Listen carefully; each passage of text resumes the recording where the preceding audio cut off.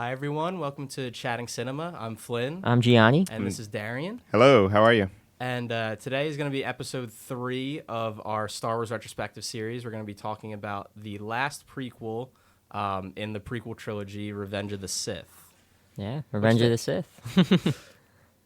Came out in 2005, May 19th. Did you guys see it in theaters? Yes. You did? I didn't see it in theaters. It was the first Star Wars movie that I saw in theaters. Yeah. Okay. Yeah. I didn't see the first two, and they didn't make any more until like a decade and a half later. Yeah. But I remember my dad always fell asleep in movie theaters, and that was the first and I think only movie to this day that I've ever fallen asleep in a movie theater. Really? Now I look back at it and I regret it because I actually think it's a decent movie. Yeah. But yeah, the first and only movie that I've ever fallen asleep in. So Wow. it's Little fun fact about Revenge of the Sith. love-hate it's relationship. It's certainly the first Star Wars movie I remember seeing in theaters. I was 1 when Phantom Menace came out. So this came out at a time where like I could be going to movies with my family and stuff. And so I remember going with my dad and seeing it. I don't remember the experience too much. I remember liking it 'cause it was 2005. I mean, and had all the toys, everything like that.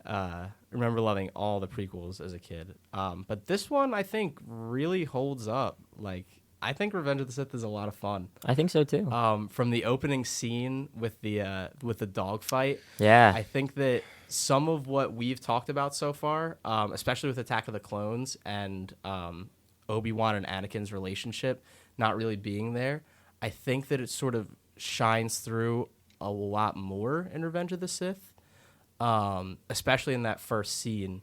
The banter's fun. Yeah. The effects are really solid. They are. Like I think the buzz droids and the they really hold up. So ILM, they did a lot of really impressive work on this movie. I think during that opening scene, everything that has to do with the dogfight, when they're actually in the air, well, I guess not in the air, it's Right, space, yeah. but everything while they're in their ships is really fantastic, like really good. But everything on any interiors, I was like, are they like saving their budget?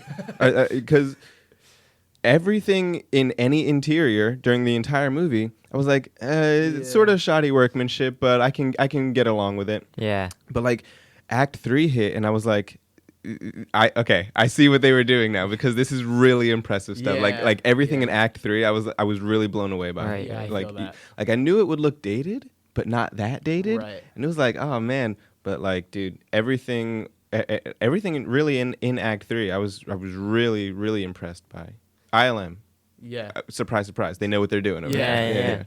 No, Yeah, I mean solid. getting back to that dogfight, I think that what sets Revenge of the Sith apart from Phantom Menace and Attack of the Clones is that we open on a really big action sequence in this one, and I think that was the kind of catalyst, and that we know, all right, this is going to be a little different than what we've Right. seen in the past 2 movies, and that's ultimately because this is the one that we've been waiting for, right? Yeah. Yeah, and I feel like some of that scene, it sort of it marries what Lucas was trying to do in that the character relationships shine through, and that makes the action better. Even though the action is like an Attack of the Clones and Phantom Menace, really loud, really big, lots of explosions, everything like that.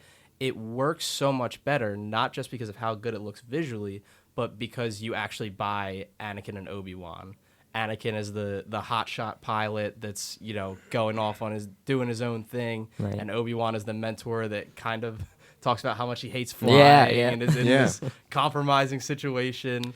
Which goes well with something that was said in the original trilogy, where Obi-Wan is like, "Oh yeah, he was like the best pilot Right. ever." Like you know what I mean. So, I think what you said in your episode, your Attack of the Clones retrospective, is that like most scenes in a big budget film like this have to accomplish 2 things.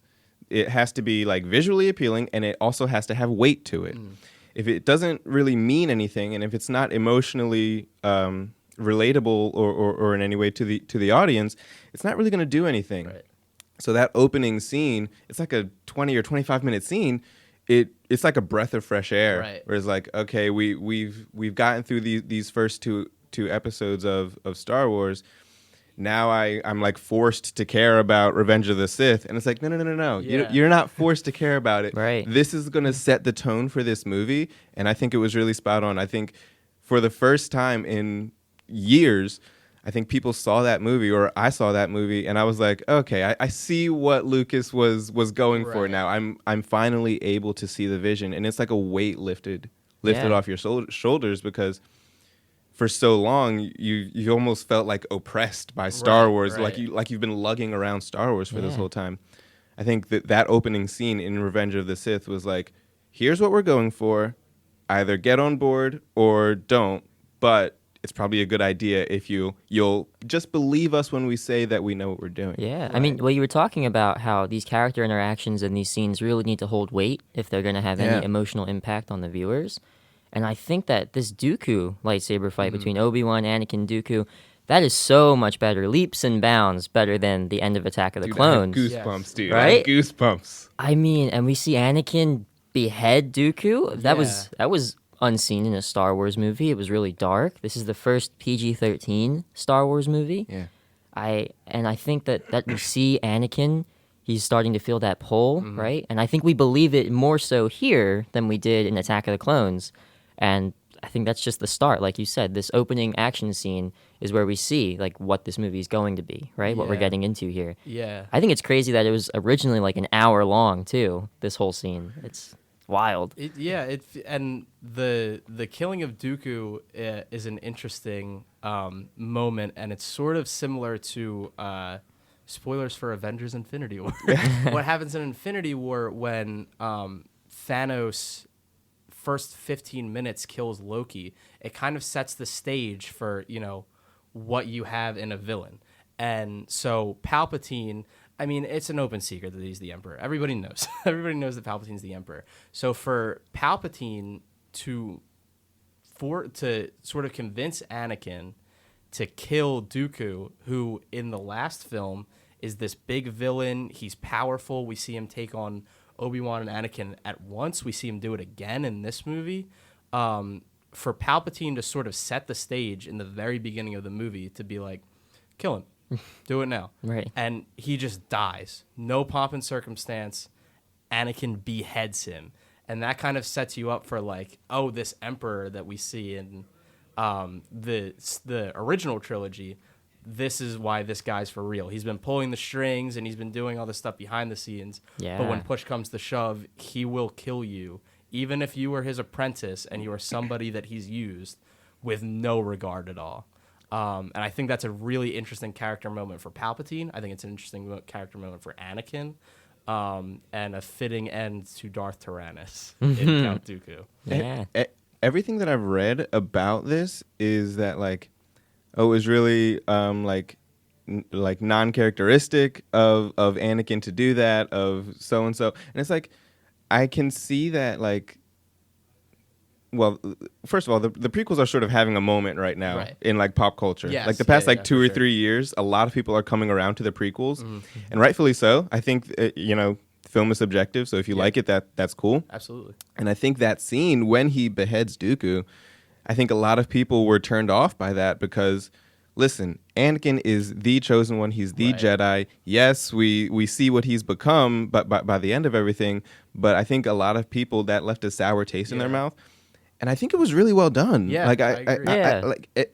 I can't be in the minority on this. And that, like, I think it really made sense that like he's not really too sure what direction things are going in. He's just trying to. He has his priorities.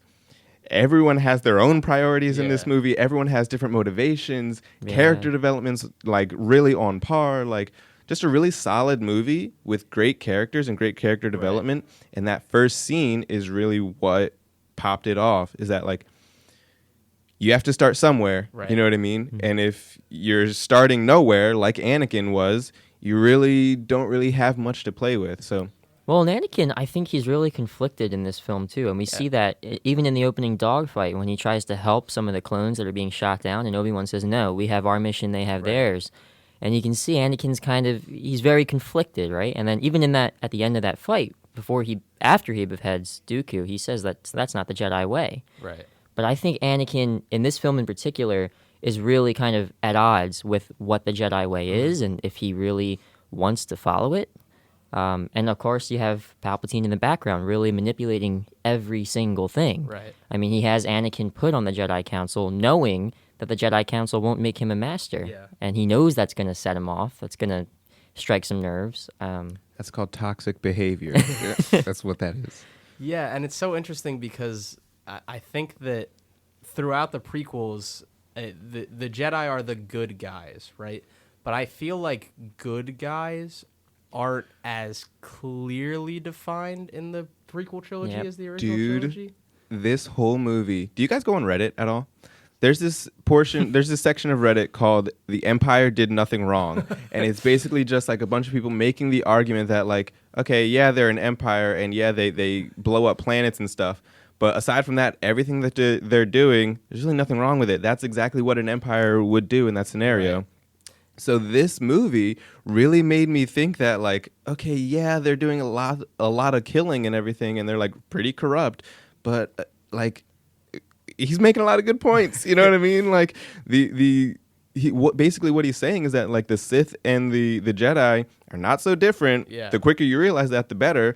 And as we, as the viewer, are seeing everything through Anakin's eyes, I was thinking to myself, like, good point. Yeah. Like, yeah, you're not entirely wrong. You know what I mean? So. Yeah, exactly. And I think that it injects this sort of gray middle ground, which is more correct, because the Jedi are a very dogmatic religion and they have this way of doing things. And for Star Wars, especially in the original trilogy, and I feel like this is shined through in the sequel trilogy, Star Wars is all about love.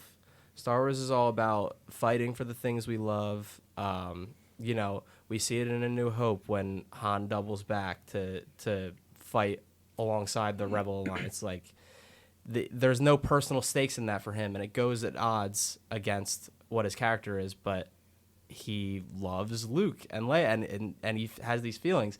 And the same is true for Revenge of the Sith, in that everything that Anakin is doing, whether we, sort of buy into his relationship with Padme or not based on writing and performance and all that, is moot, because he's doing everything he's doing because he loves Padme. So turning against the Jedi Order, working with Sidious, none of the end game to him matters at all. He doesn't care about an empire. He doesn't care about the Jedi falling. He doesn't care about the Sith rising. He just wants to save Padme. And according to the Jedi, that's not okay. Like, you can't love, you can't have relationships. And I think that that's where you sort of see, like, no, the Jedi as they exist in the prequels are not the answer to having a truly just society. Because if the Jedi allowed for love and relationships, this situation would have been avoided. If Anakin could have gone to Yoda and Obi-Wan and Mace Windu and been like, I love Padme, I'm having these visions of her dying, I need your help to save her, and the Jedi Code would have let them save her, none of this would have happened. And so I think that it's a nice commentary of, like, if you exclude love and, like, emotion from your life, that's going to lead to problems too. And I think that it's really fascinating the way they handle those relationships. And that's why Anakin is so at odds with the Jedi Order all the time, is because they're operating without love. And it's because the Jedi Code is like, okay, well, if you have a spouse, if you have a significant other, and they're dying, it's the same thing as the first Sam Raimi Spider-Man movie. I was just going when to say. Green Goblin lets Yeah. go of both. If you have a spouse and you have a bus of 100 people falling and you can only save one, that minute of hesitation means you're not a Jedi. The fact that you can't decide, like, that person, you shouldn't be in love with that person because the needs of the many outweigh the needs of the few. And so as a dogma and as a religion, that's all well and good, but the Jedi aren't clones. The Jedi aren't droids. The Jedi are people. All different races, all different species, they're people. And to ask people to sort of close that out, I think that's what's at the heart of Revenge of the Sith. And it's one of the reasons why the action and the excitement and all of that works so much better in this movie is it has a really good heart to it. Yeah, it really goes to show that, like, time and time again, they're like, listen, we're Jedi. We don't really get involved in politics. Right. And, like, time and time again, they keep, like, stepping their foot into the Yes. politics water. And it's like, okay, do you not see how this is going to, like, domino effect into something a lot worse than it is? So, yeah, I mean, at one point, Anakin says, no, I can overthrow him, and then you and I can rule together. Right. And it's like, yeah, but that's not what this is about. Exactly. That hasn't been your motivation. That's really out of left field. And Padme calls him out on it. It's like, who are you? There's no hope for you anymore. Like, I used to believe in you, and you're making it really hard to be on your side right now. So, yeah, I mean, the Jedi, say what you will about them. Yeah, they're the good guys. They're the people that we're supposed to rally behind. But I think they are proof that no one is perfect. Right. So yeah, it's a sticky situation. Yeah, and for the Jedi to sort of operate on this belief of all logic and no emotion, and the Sith to operate on this belief all emotion and passion and not really thinking through how your actions affect other people. Like, obviously, neither of those is correct. Right. Obviously, you have to find the middle ground in order to truly have a benevolent society. And, for Revenge of the Sith and the prequels in general, it's all about balancing the Force. But what does balancing the Force mean? Because, they bring in Anakin, and he's the chosen one. He's the one that's going to balance the Force, right? But what they want to do isn't balancing the Force. Eliminating the Sith is not balancing the Force. It's leaving the Force all to one side. And nobody has monopoly on the Force. Right. Nobody can. It's an energy that exists in all living things. Which, again, the Emperor had a point. We do the same things. We just have a difference in opinion. It's just a different perspective that can change everything. We are the same. Right. But if you have different opinions, then you do you. You know what I mean? So it's not really balancing. The only way to have balance is for there to be Sith and for there to be, I don't want to say conflict, but just a evenness in opinion, because essentially that's what a democracy is. Exactly.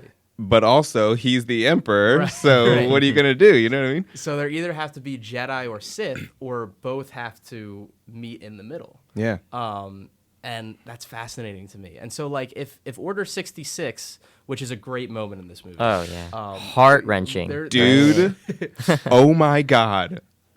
I forgot about this whole montage. It was like maybe like a 4 or 5 minute thing, but like they killed it. Right. They really killed it. And somehow like, it really works without like we haven't really gotten attached to a lot of these Jedi. Right. Doesn't matter. Like when Plo Koon crashes or Ki-Adi-Mundi gets shot in the back. Like, we haven't had these moments, but somehow they found a way to still make it so emotionally impactful, and going to different planets and landscapes and like the visual conflict of that is a fantastic moment. You know what makes it fantastic?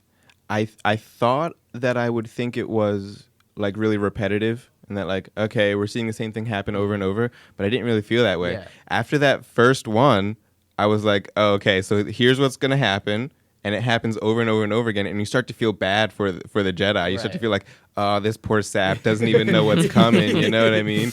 Like, oh, poor guy. They're like all on their speeders.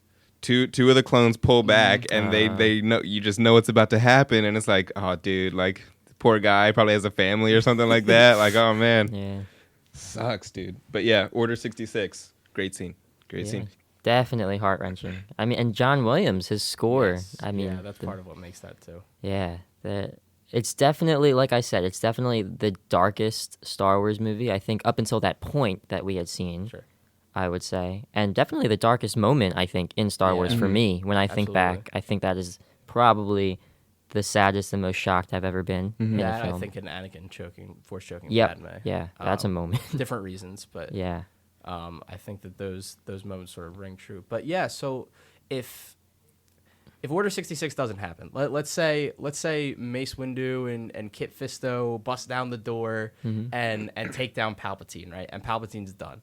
Order 66 doesn't happen. The Jedi, that is not a balanced force. Which, by the way, one gripe I do have with this movie is that scene when they bust down the door and there's like how many? It's Mace and I think there's 4 Jedi total.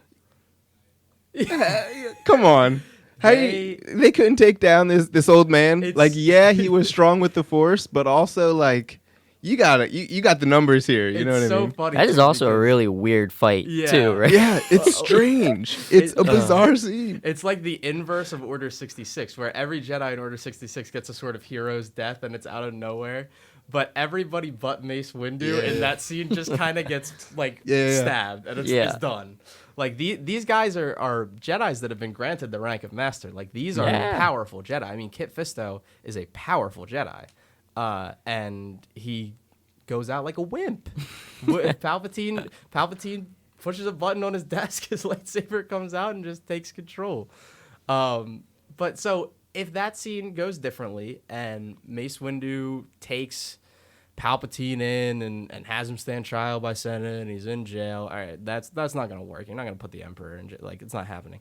But that is not, like, if that's Anakin fulfilling his prophecy, that's not balanced to the Force. Yeah. So I always thought what was interesting about Revenge of the Sith was the people that we know are Force sensitive at the end of the movie do provide a balance to the Force, and Anakin has fulfilled his prophecy.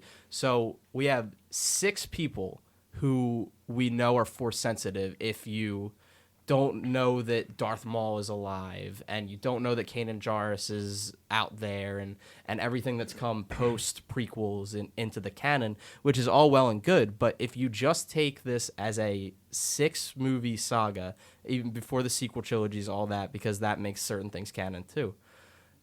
At the end of Revenge of the Sith, you have Obi-Wan and Yoda alive, and they're the light side of the Force. You have Anakin and Vader, and they're the dark side of the Force. And then you have 2 people in the middle, newborn babies, Luke and Leia.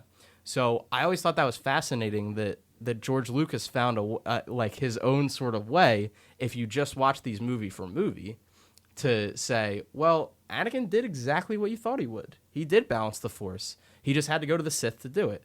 2-2-2, perfectly balanced. Like, and I think that's a Perfectly really Like all things should be. exactly.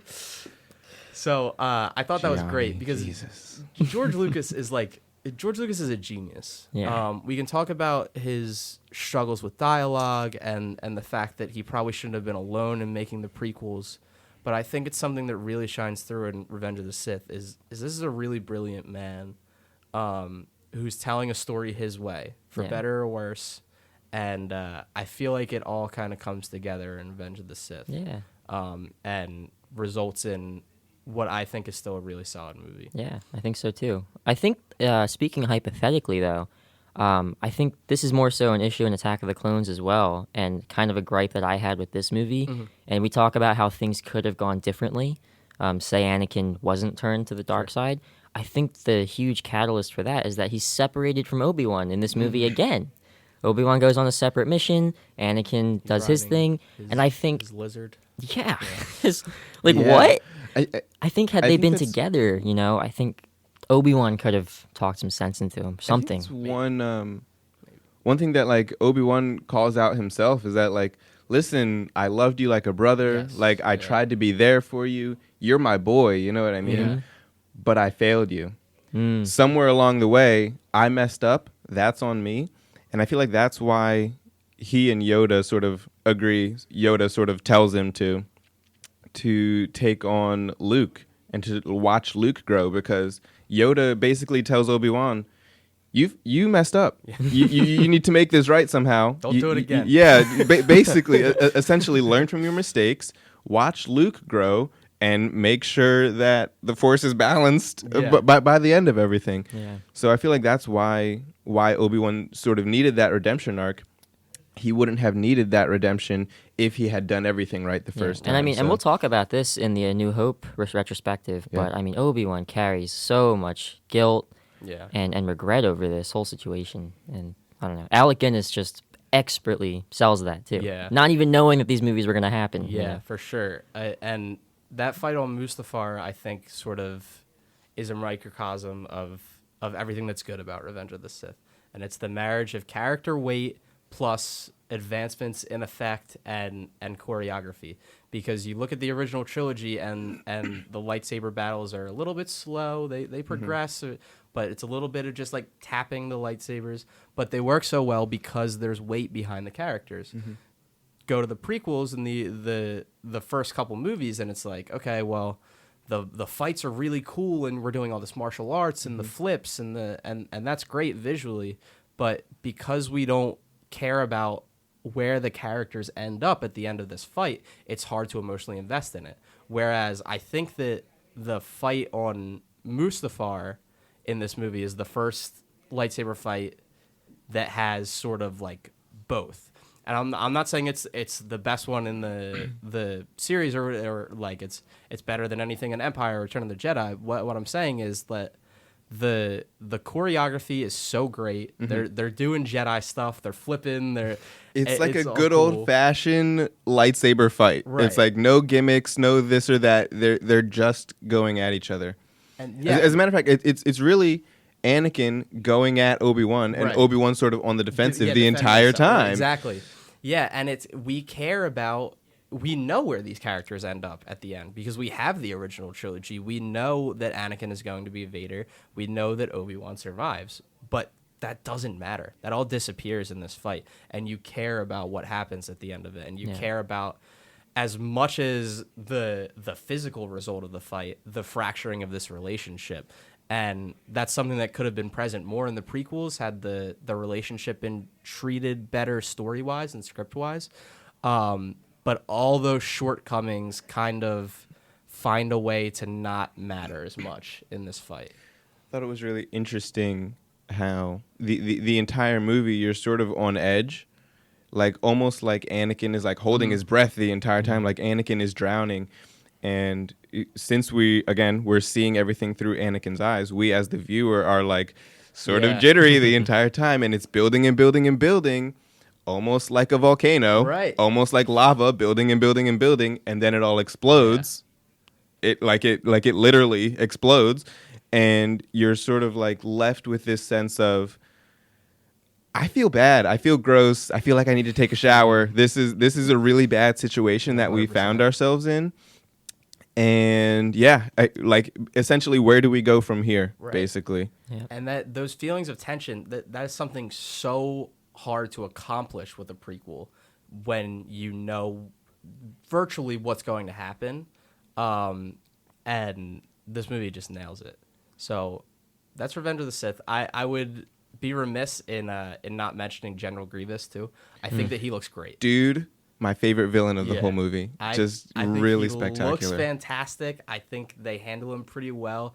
I think the way he's introduced is a little difficult because we know from other materials in the canon that the reason that he has these breathing problems is because he got crushed through the Force, but you don't get that in the movie. You aren't explained that. So it just kind of feels like he's got a cold the whole time the way he's talking. Well, I sort of read it like, because I knew he's like a cyborg type of being or whatever. I sort of read it like either that was like his human parts, like trying to feel human again, or that was like his like bio components, like that was his like computer parts, essentially like rebooting for a second. It looks like a cough to us, but it just like it's actually like his my respiratory system has to redo all of our pipes and everything. But so I have two gripes with General Grievous. I think he's the perfect villain. He's scary. He's designed really well. I have two gripes with it. One, when they are fighting, when he and Obi-Wan are fighting, he has the 4 lightsabers. Obi-Wan has 1 lightsaber. Obi-Wan takes him out, which is fine because Obi-Wan is force sensitive, so it makes sense that someone who is not force sensitive and just has a lightsaber shouldn't be able to take him on, even if he has 4 lightsabers. So Obi-Wan takes him out. Then they both lose their lightsabers. Then they drop down. They're fighting. Grievous has like the spear thing with like the purple lightning on the end of it. Obi-Wan then gets the spear thing with the purple lightning on the end of it, and he shocks Grievous. He like electrocutes him with the purple lightning spear. If he had biocomponents inside of him, would that not have like jump-started his heart and like just too much and killed him then? Right. But it doesn't. And that's a really nitpicky thing. That's a really small thing. But the other gripe I have with General Grievous is that I think they killed him off too early. I wish they would have brought him back because his death, for such a great villain, I think, who has kind of a lot of depth to him. He's like a master tactician, but he's also sort of a coward because he's like, I'm gonna lose this time. It's time for me to hit the road. I think they killed him off too early, and I sort of wish we would have saw like a 2.0 version. That would have been dope, right? Like, now I have 8 lightsabers. You know what I mean? Like something really crazy. So, yeah, I mean, probably my favorite villain of the whole thing, aside from the Darth Plagueis the Wise scene. Yeah, that whole monologue, like, just chills when I saw it, because it really showed that this is like a really good actor here. Yeah. Like, don't forget that like we're this is a movie. You know what I mean? Like, this is like real stuff, and it showed that you don't have to jump cut for you to have a good scene with good dialogue. It was really good dialogue. And just let the actor act it out, and you'll be fine. You know what I mean? Absolutely. And that's something that in like Attack of the Clones, when we cut to the quieter moments in Phantom Menace and Attack of the Clones, like really don't work. Like the Padme and Anakin stuff when they're together, it doesn't really work as well. Where this, we finally get like a quiet moment that's nice and well acted, and it's a welcome break from all the action, while serving the story, while giving us interesting points to think about. We, sort of see Anakin turn in real time, and sort of be seduced by the dark side and by Palpatine in a way that, we kind of as an audience probably think he's not coming back from, when he hears that death can be defeated. Yeah. Anything you want to add about Revenge of the Sith? No, I think we covered a lot of ground with that. I do, like I said previously, I think this is kind of the heartbreaking movie, at least in the prequel trilogy, for sure. Personally, it's my favorite of the prequel trilogy. I think we kind of all are on the same page with that. And I think that it's really interesting to see George Lucas, with this film in particular, as writer and director. I think we really see him get as comfortable as he's been with these first, as far as Phantom Menace and Attack of the Clones goes. I think he's finally really where he wants to be with this story, and this is the movie he wanted to make from the beginning, and that's what it was kind of leading to. And you mentioned the Darth Plagueis scene, and I think the dialogue in Revenge of the Sith is definitely way elevated in comparison to Attack of the Clones, Phantom Menace. So I think it's great, and I love revisiting it too every couple of years. Can't wait for episode 9 when Anakin comes back. Yeah, place your bets on who's coming back in Rise of Skywalker. All right, so that's going to do it for us on Revenge of the Sith. As always, thank you guys for having me. Yeah, thanks for coming on. Thank you guys. I'm going to be on for every third Star Wars, every third Star Wars I'm going to be on. That sounds good to me. Return of the Jedi. Just expect me back. Yeah, Deal. And then when we go see Rise of Skywalker, come back, because we're going to right in the studio to talk about it. Like as soon as we get out of the theater? Yeah. We're coming here. Drive right over. Let's do it, dude. Yeah. So as always, thank you to SSTV for allowing us to use this equipment. It's much appreciated. Thank you for listening. Be on the lookout for our next Star Wars retrospective next week. And thanks for watching. Yeah.